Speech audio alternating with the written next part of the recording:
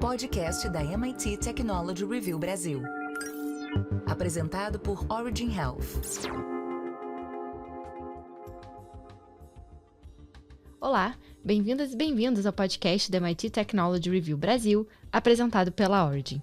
Eu sou Laura Murta, estou com Camila Pepe e hoje a gente vai falar como o sequenciamento genético e o uso de inteligência artificial contribuem para que os cuidados dos pacientes com câncer passem a ser individualizados e mais precisos. Lembrando que essa é a vertical de saúde da MIT Technology Review Brasil e semanalmente você pode acompanhar as nossas discussões sobre biotecnologia, ecossistema da saúde e inovação. Conjecturar o futuro sempre esteve na imaginação do ser humano. Na década de 80, parte dessa curiosidade pôde ser sanada pela própria ciência por meio da genômica, ramo da genética que engloba qualquer estudo do genoma, que é o conjunto de genes de um organismo. Nele está a sequência completa do DNA que define as nossas particularidades de sexo, cor de cabelo, olhos e pele. Com o avanço tecnológico, a genoma deixou de se limitar às nossas características físicas e passou a indicar também a predisposição a doenças graves, como câncer. Hoje, a partir de informações sobre o paciente e sobre o tipo de tumor, por exemplo, o oncologista tem uma melhor compreensão sobre a doença e pode tomar decisões que são mais assertivas e eficazes sobre o tratamento. Além de diminuir o desgaste físico e emocional dos pacientes, o sequenciamento genético também permite a redução de gastos desnecessários, favorecendo o sistema de saúde como um todo. Segundo Mariano Zales, que é doutor em genética e diretor de genômica do grupo Oncoclínicas, a patologia, que é o estudo de alteração das células, sofreu grande mudança com a inteligência artificial. Em 30 segundos, os algoritmos já podem diferenciar uma célula cancerígena de uma saudável. Camila, segundo o artigo, individualizar as estratégias de tratamento é considerada a melhor forma de cuidar de um paciente oncológico atualmente. Como as informações genéticas, então, estão contribuindo para que a gente alcance esse melhor tratamento? Então, Laura, após o diagnóstico, a patologia de precisão ela acaba entrando em cena. Por meio da genômica, os médicos têm a capacidade para definir uma terapia personalizada para cada pessoa de acordo com seu perfil genético e com o tipo de câncer. Segundo Zales, ele explica que isso é muito importante para o paciente tomar o medicamento certo no momento certo. Uma outra coisa que ele coloca como sendo muito importante é a patologia funcional, que analisa como o tumor vivo reage aos medicamentos, principalmente de quem já teve a metástase. A partir das informações genéticas de diversos grupos de pacientes, a indústria farmacêutica desenvolveu e atualiza os medicamentos buscando o máximo de eficácia e o mínimo possível de efeito colateral. Na prática, algumas variantes genéticas podem estar associadas a maior ou menor eficácia de uma terapia ou medicamento. Os genes, eles influenciam na forma com que diferentes substâncias se comportam no organismo. Assim, o medicamento age de uma maneira em uma parcela de indivíduos e de outra em um grupo distinto. Camila, uma nova tecnologia que está sendo pesquisada até pelo AC Camargo e que promete oferecer uma avaliação precoce do tratamento oncológico e, assim, um cuidado ainda mais personalizado do paciente é a biópsia líquida, que é feita a partir do sangue ou do líquor. Então, como é que funciona essa técnica e existe algum perfil de paciente que poderia se beneficiar ainda mais? Sim, Laura. Com a técnica, a célula tumoral circulante ela é isolada e analisada por meio de algoritmos.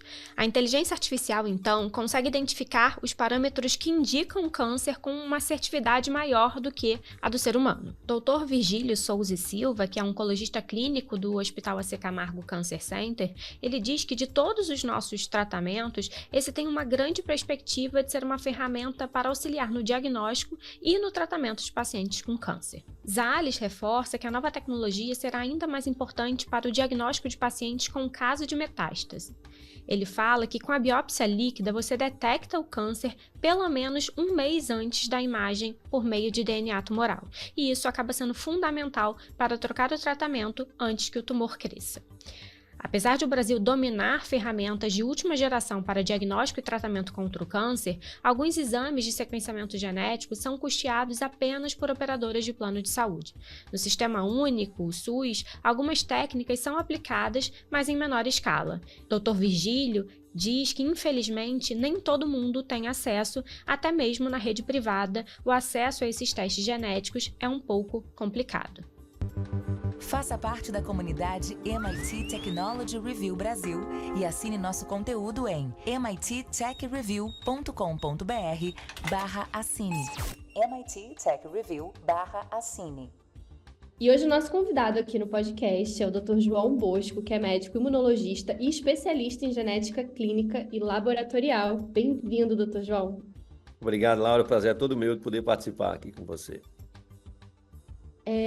Dr. João, a gente começou o episódio falando que a genômica, ela deixou de se limitar às nossas características e passou até a indicar a predisposição a doenças graves, até o câncer, né? E aí eu queria te perguntar como é que foi esse processo de avanço da genômica na oncologia, garantindo até um tratamento mais efetivo para os pacientes. Claro, acho que a genômica hoje em dia tem um papel crucial na oncologia, né? Acho que foi uma das principais áreas que começaram a se beneficiar do uso clínico realmente da genômica, né? A genética e a genômica era uma especialidade muito acadêmica.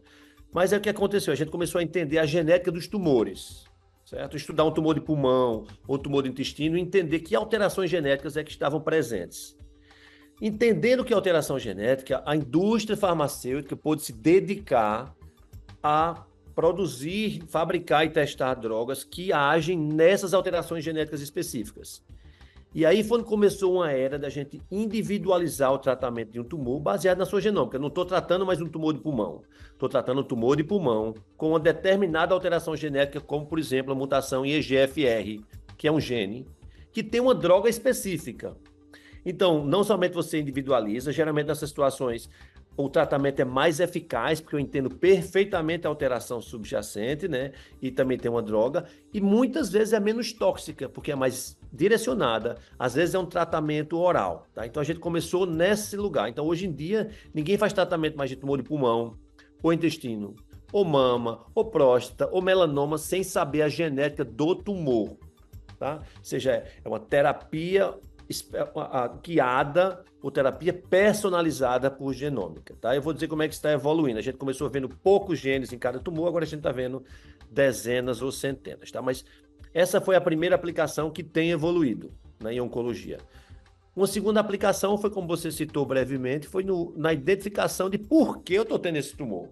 São duas coisas distintas, tá?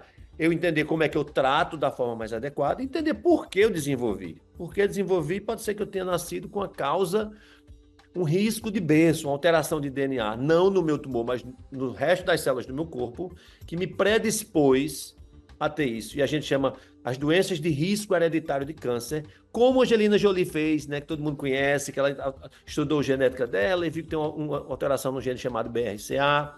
E aí ela pôde tomar medidas preventivas para não ter um outro câncer na outra mama, para não ter um câncer de ovário. Então, acho que essas duas coisas em oncologia hoje em dia andam juntas e se complementam. Avaliação do tumor para guiar a terapia e a avaliação nossa, né, para entender por que eu tive isso e aí adotar medidas preventivas, não somente para nós, mas também como para os familiares. Então, isso aí está bem consolidado hoje no uso clínico.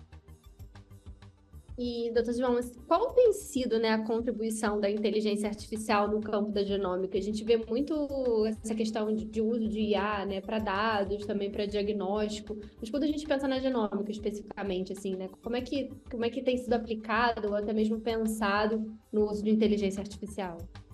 Ainda está muito incipiente na genômica, Laura, né? A gente ainda depende, por exemplo, toda vez que eu pego o exame de alguém, o seu exame, por acaso, você tem aí algumas centenas ou dezenas ou centenas de alterações de DNA que a gente tem que interpretar. Você, poxa, isso aqui é comum?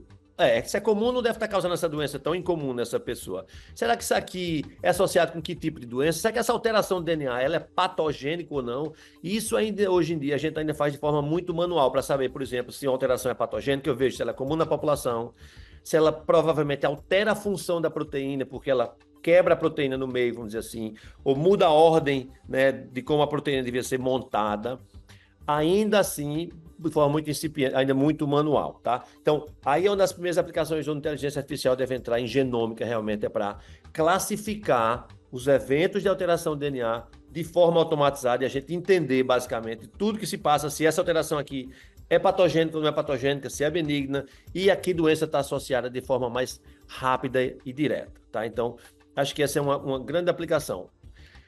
Ainda não chegamos lá, mas uma aplicação mais próxima que a gente tem visto hoje em dia é, por exemplo, para extrair dados de um prontuário médico eletrônico, a gente fez isso, por exemplo, né, de um paciente, e daí montar uma lista de sintomas e doenças prováveis e genes prováveis associados às doenças que a gente devia investigar.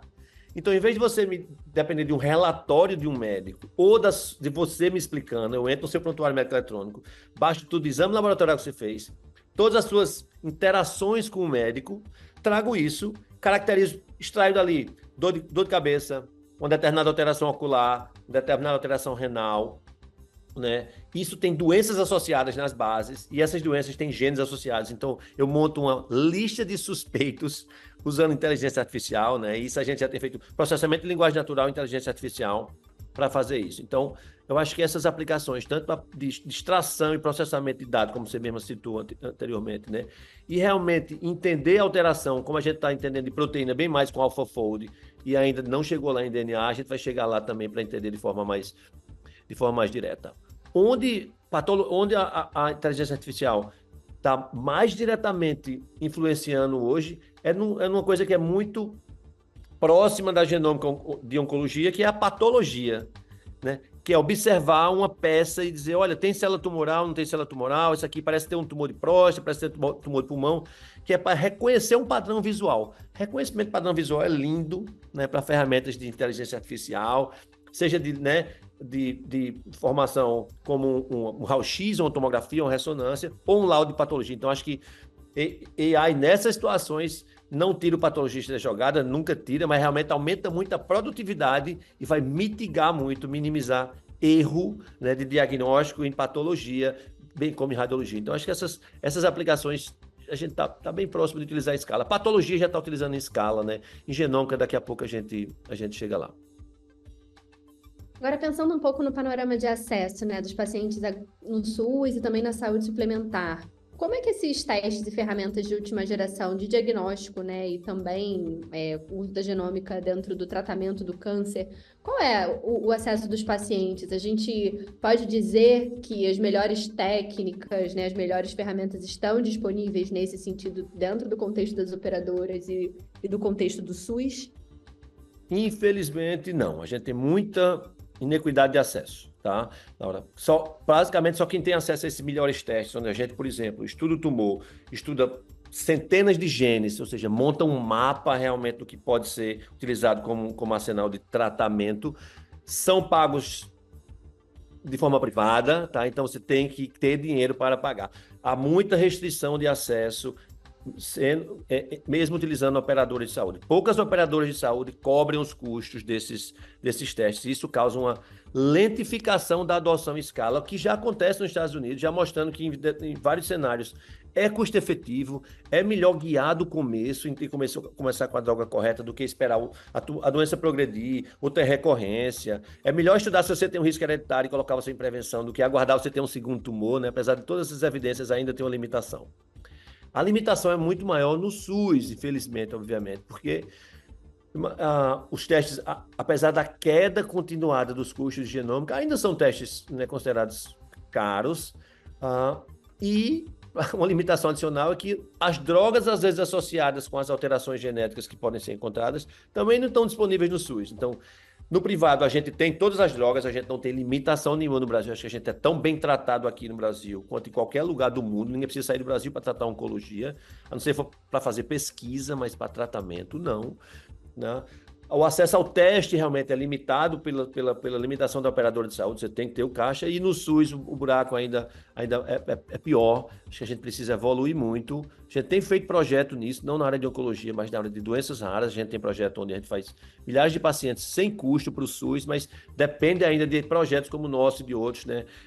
Mas não de forma continuada ainda, tá, Laura? Só para não ser tão negativo, o Brasil lançou alguns anos atrás o projeto Genomas Brasil, tá? Que está dando um impulso a essa área no Brasil, e agora a gente está discutindo, eu sou parte da Câmara Técnica em doenças raras, né, como trazer esses testes de forma ordenada para dentro do SUS, ou seja, em que doenças realmente importa, em que doenças realmente custo efetivo. Então, há uma discussão séria, há comitês montados para isso, e já há um programa rodando com financiamento de pesquisa. Então, acho que o panorama para os próximos anos é bem melhor do que foi até agora. Agora, doutor João, existe uma expectativa, né, que no futuro a gente passe, de fato, a tratar mais, assim, a mutação, né, aquela alteração do que o próprio tumor. Então, não vai ser mama, intestino, pâncreas, você vai falar das mutações. Então, nesse nesse ponto, quando a gente pensa aqui numa oncologia para o futuro, né, oncologia do futuro, a gente tem muito dessa participação da genômica, né? O que a gente pode esperar no sentido tanto do que tem aí de aprimoramento de técnica, de conhecimento, de desenvolvimento de novas ferramentas, até para que a gente consiga alinhar, né, tudo isso que a gente tem de protocolo, digamos assim, de melhor padrão de tratamento para esses pacientes com a realidade de acesso, porque se hoje, né, o paciente não consegue nem fazer o teste, realmente como é que vai ter esse melhor tratamento? Então, eu queria que você contasse um pouco desse cenário, dessa mudança um pouco, não sei se a gente pode falar que é uma mudança de paradigma, né, mas que a gente vai começar a olhar para a doença de uma outra forma, para ter esse tratamento mais direcionado a partir dessa identificação, né, genética, e o que a gente tem de novidade vindo por aí. Claro, você tem toda a razão, e já existe isso que você descreveu, ou seja, tratamentos que são agnósticos para tipo do tipo de tumor, e sim somente se tem ausência ou presença de uma determinada alteração genética, como o NTRK. A droga funciona em qualquer tumor, independente de onde seja, né? Desde que tenha aquela alteração genética. Então, isso é uma realidade. A gente está caminhando, como você falou, cada vez mais para tratar a alteração molecular e não o subtipo histológico, patológico, né? E isso, obviamente, vai obrigar a usar a genômica em escala. Então, a primeira coisa de boa para aumentar a adoção, o que é que está vindo aí? Acho que a gente vai começar a fazer genoma completo e não painéis em todas as amostras tumorais, assim como no nosso genoma germinativo, que determina o risco. E por que isso? Porque é o que tem o maior poder de maior abrangência de detecção de todos os tipos de variante. E o custo da genômica, ainda bem, está ajudando, está caindo. Veja, era $1.000 4, 5 anos atrás, certo? A gente já está no panorama no Brasil de em torno de $200 de custo. Obviamente tem outros custos de análise, mas estou falando de insumos, né? E o panorama da indústria que a gente falou agora, eu tive em San Diego, né, visitando uma determinada indústria de produtora de máquinas de sequenciamento, perspectiva é que cai para $60. Tá? Então, daqui a pouco, o custo vai ser um não problema. A gente vai ter uma diminuição grande e eu acho que a gente vai progredir para todo mundo que tem um câncer fazer duas coisas. Pega o tumor, estuda toda a parte de DNA e o RNA, ou seja, o genoma e o transcriptoma, de forma combinada, e faz um mapa de tudo que existe naquele ponto do tempo, tá? E estuda seu risco germinativo em paralelo. E do estudo germinativo eu vou avaliar seu risco e vou avaliar outra coisa que a gente fala pouco, que é a farmacogenômica, que é um pouquinho diferente de como guiar tratamento. Aqui eu estou falando de drogas comuns, tipo um antidepressivo, uma medicação para dor. Se eu preciso ajustar a dose um pouquinho para mais, um pouquinho para menos, para não ter efeito colateral. Então isso dá ainda mais uma tunada fina, um fine-tuning no tratamento com a farmacogenômica, a terapia dirigida e avaliação germinativa. Então acho que a gente está caminhando para essa adoção em todo o paciente. E, como eu falei, o que vai colaborar para isso vai ser essa automação com AI para diminuir o custo de análise e a redução de custo da própria execução do teste. Então, essas duas coisas combinadas vai trazer o preço do teste para baixo e permitir a adoção em escala. Então, eu vejo com bons olhos essa mudança que se faz no horizonte. É isso que a gente tem tentado fazer, inclusive, estimular e promover essa migração para testes de grande porte que mapeiam e deixa a gente realmente com o maior mapa. Custo foi uma restrição até agora, mas eu acho que a gente está na indústria.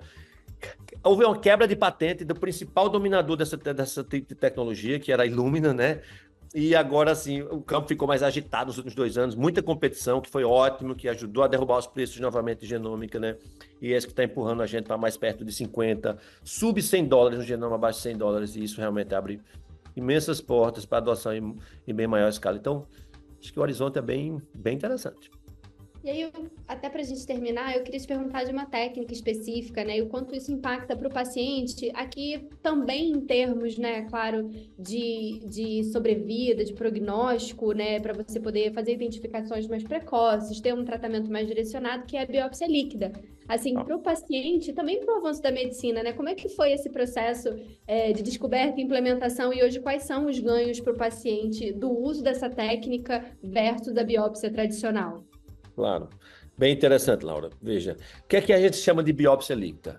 A gente chama a técnica onde a gente detecta no sangue, no nosso sangue, numa amostra normal feita você tira para fazer um hemograma, pedaços de DNA vindo do tumor. Tá? Você pode detectar pedaços de DNA, você pode detectar células tumorais inteiras circulantes também, que é um pouquinho diferente, chama células tumorais circulantes, CT6, né? Ou DNA, que é o mais comum, que a gente chama de biópsia líquida tradicional. Isso pode dar bastante informação sobre o tumor, sem precisar biopsiar, sempre uma metástase pulmonar, às vezes, que é extremamente difícil de acessar, tem que fazer uma biópsia torácica, né? E você tem essas dificuldades. Então, a gente pode usar em 2 situações de biópsia líquida hoje em dia, tá? Um é como você já exemplificou. Eu tenho um tumor, recorreu em algum lugar, eu preciso saber a genética dele para guiar a droga novamente. Em vez de biopsiar, eu posso ver o sangue circulante, determinar e fazer o tratamento. Ótimo e ajuda bastante, né? Você não precisa rebiopsiar. Eu já sei o tipo tumoral, eu não preciso mais de histologia, tá? E uma segunda aplicação, que essa sim mais moderna, que está vindo agora para esse ano e para os próximos anos, é para detecção precoce de um tumor, tá? Como uma forma de screening. Porque hoje em dia o que é que a gente tem para screening de tumor? A gente faz essa avaliação de risco genética, você pode fazer, certo? Fica de olho em alguns tipos tumorais. Ou você faz o normal, PSA com determinada idade, mamografia com outra idade, uma colonoscopia com 40, 50 anos, dependendo da história familiar. E por aí vai. O feijão com arroz de uma terapia, de uma prevenção não personalizada, tá? Se você bota a genética determinativa, você personaliza um pouco. Mas se você coloca um teste feito biópsia circulante, que tem alguns no mercado, como a Grail, que é mais comum nos Estados Unidos, você está procurando o DNA tumoral antes de ter algum sinal clínico de uma massa tumoral, uma massa no pulmão, uma massa mamária, né? E isso está vindo. Não está maduro ainda. Acabou de sair o clinical trial da Grail, com muita gente, onde fez isso, e detectou realmente, teve uma sensibilidade ótima para detectar, principalmente a partir da fase 2 ou fase 3 de tumor, mas também teve alguns falsos positivos, obrigando a pessoa a fazer uma série de exames depois, né, para poder excluir. Então, acho que a gente está maturando, mas essas 2 aplicações, essa aplicação é extremamente promissora, que a gente tem uma forma de screening, por exemplo, para um tumor pancreático, pega numa fase precoce, faz toda a diferença, ou para um tumor renal, ou para um tumor hepático, que a gente não tem forma nenhuma de identificação precoce hoje em dia. Então, biópsia líquida vai vir para isso.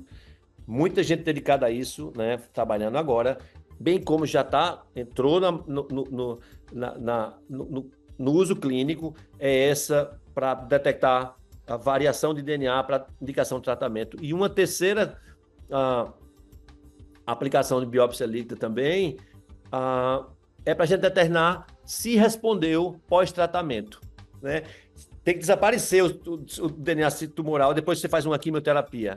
E se não desaparece completamente, ou se desaparece e reaparece precocemente, é um sinal de pouca resposta ou de recidiva, mesmo antes dos exames radiológicos indicarem. Então, você pode talvez começar a terapia mais precocemente, tá? E ter um efeito benéfico. É isso que tem que ser demonstrado, que realmente tem um efeito benéfico se a gente começar 1 mês ou 2 meses mais cedo, né? Isso está encaminhando. Mas acho que é uma tecnologia extremamente interessante, e até porque é simples demais, né? Uma amostra de sangue periférico, um tubo só, né? Você não tem praticamente exame de sangue simples, né? um exame de sangue simples. Então, a gente tá bem interessado aí com essa tecnologia nova. Doutor João, muito obrigada pela participação aqui no podcast, né, para a gente falar sobre genômica aqui voltado, pensando nessa oncologia do futuro, mas também o que a gente já tem hoje. Foi um prazer. Prazer foi todo meu. Muito obrigado pelas perguntas. E se você não segue a gente nas redes sociais, vai lá em @MIT Tech Review BR. Também não deixe de se inscrever no nosso canal. Semana que vem tem mais um episódio e eu espero você. Até lá! Você ouviu o podcast da MIT Technology Review Brasil. Apresentado por Origin Health. A maior publicação de tecnologia do mundo agora está no Brasil.